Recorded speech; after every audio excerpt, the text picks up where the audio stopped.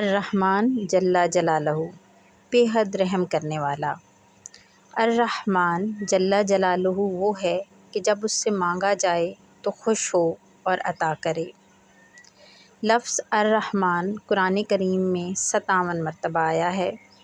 اللہ تعالیٰ نے جب رحمت کو بنایا تو اس کے 100 حصے کیے۔ ان میں سے ایک رحمت اللہ تعالیٰ نے دنیا میں اتاری ہے۔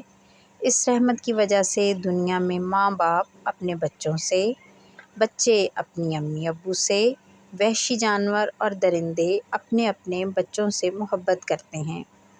اللہ تعالیٰ نے 99 رحمتوں کو قیامت کے دن کے لیے رکھا ہے۔